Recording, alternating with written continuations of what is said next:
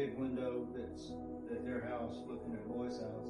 He said, I can see Roy, in his truck, and I texted him, how's the creek? And Roy texts back 5 minutes later, it's bad, and I'm going to leave. Roy's a single man. He lives there by himself. So he said, it's all Roy leaving, and he said within just a couple of minutes, water started seeping in his front door. And so I just thought the water had got high, and we had a lot of water in it, so I was getting a towel.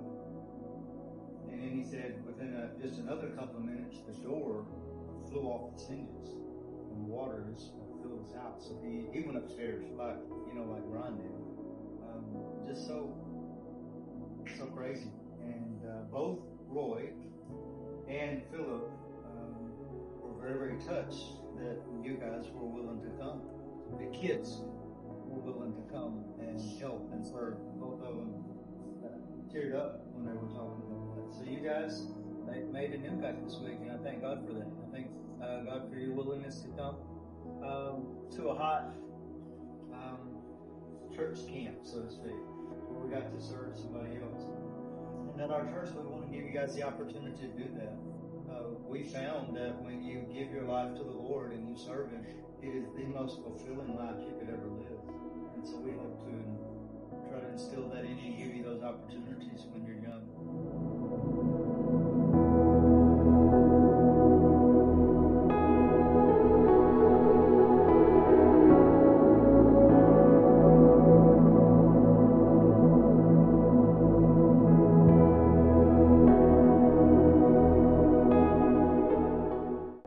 I really built my spiritual growth meeting all the homeowners of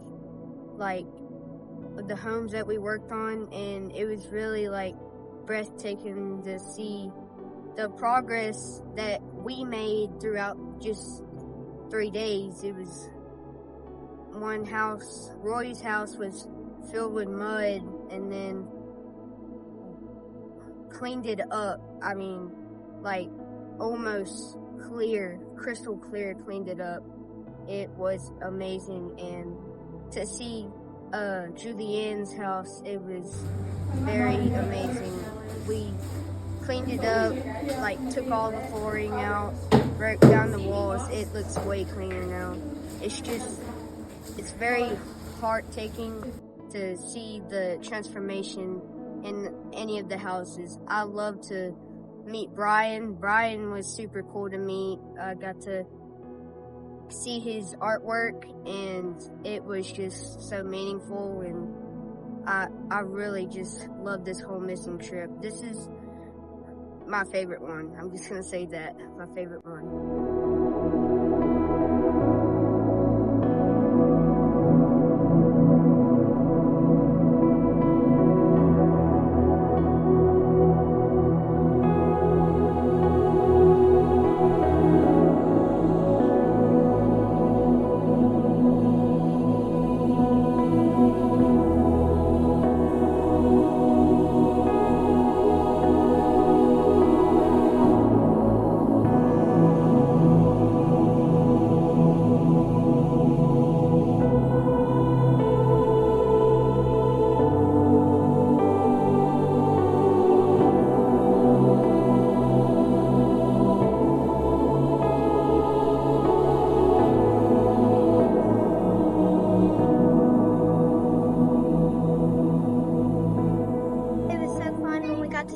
Mr. Boy with it was his birthday, and he was just so happy that we almost made him so emotional.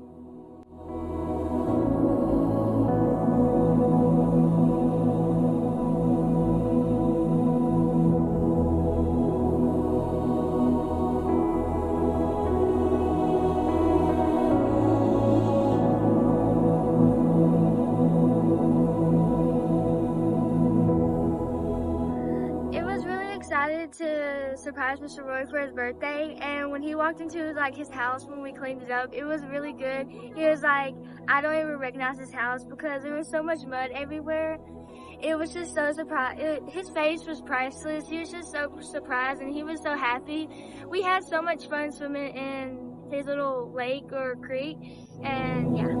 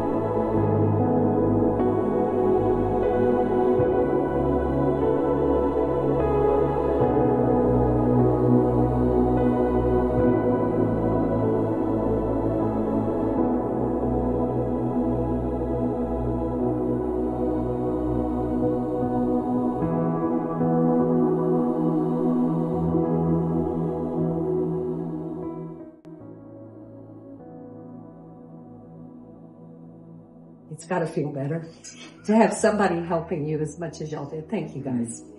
I appreciate it. July, the end of July, got to meet Brady, got to meet Todd, and I got introduced to a man named Brian, and saw him at one of his worst times, and got to come back in September, and David and Keith got to work on his house. There was a problem with the subfloor, and King David over there, he figured out a way. I thank Brady for giving us that privilege. Then we come back this time, and Brian's house is totally done, and Brian is helping. And through this tragedy, man, how do you measure that? It's just devastating. I have a lifelong friend now with Brady, and I thank God for that. And in our conversations over the year, he told me, he said, man, Brian is just, God is working. And I got to see that this week. We went by his house right before dinner, and he got to show us. He got to tell us his whole story, so the kids got to hear from a survivor of the flood, which gives totally different perspectives than anything else. And I told him, I said, the transformation in you is just as big as the transformation of your house. And I thank God for that. If any of y'all were around me at lunch, there's a lot of Wisconsin folks, and he was sitting in a circle with them. And he kind of told his testimony, basically his story, and they kind of asked him, they just appreciated him being here this week, and he kind of went into why. And he said that when I started meeting volunteers, especially Christian volunteers from Reach Global, there was just something about them that it was intoxicating, was his words. And he said, I want more of that. I want what they have, is what he said. And so,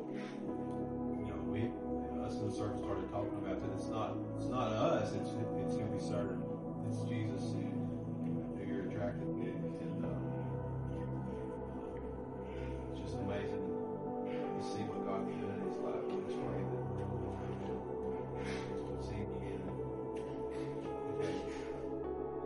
So a year ago, you were, devastated with the loss of everything, and now you're helping people in the same position you were. Yeah. When did that kind of switch go from being the one? I was having a terrible time coping, and I was getting therapy. I was going to see doctors. I was talking to people. I cried for probably 8 months, every single day. Understandable. And then what I decided I needed to do was follow my friends who were working here up the river. I went up to Casa Bonita, which is just a mile and a half that way, and worked on some of those structures. And I went to Japonica Hills, and some of these places, well, both of them, Japonica Estates and Casa Bonita, those used to be rentals. They weren't homes that people lived in. They were just summer rentals. And my family would come up here before we had this house, and we would rent a place and we would stay. But yes, it's night and day, and in so many ways, this flood has been a gift to me. I wouldn't trade the experience of being here, of seeing the goodness in all of y'all for anything in the world. It's been the greatest experience of my life. I compare it to what my parents went through in World War II, but it's a smaller community, but I'm connected to it. I'm connected to a time and a place, and it's something I never thought I was going to get to experience, that I would hear stories about. And now it's been just a great, tragic event. The silver linings. You just have to wait for them to show up. They're not always obvious, and what you may think is the worst thing in your life sometimes turns out to be the best thing that ever happened to you.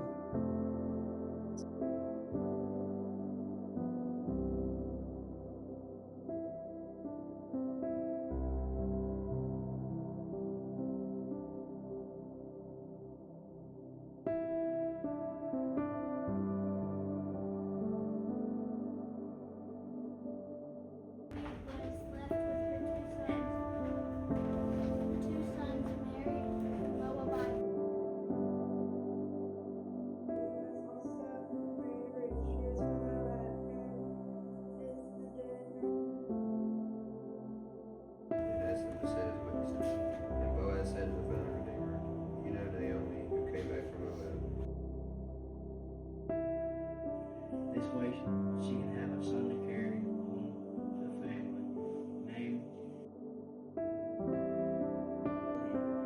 And they will give you descendants like shall be you those ancestors as the sons of Tamar and Judah.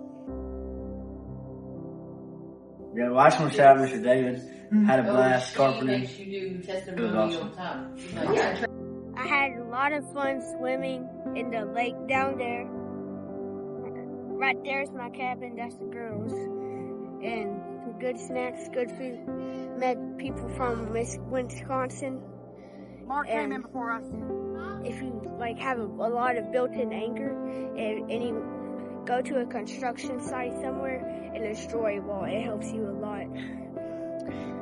And I've met new friends, made new friends. Yeah, that's it.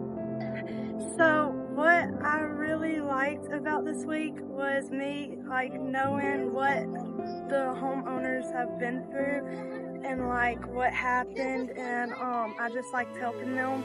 And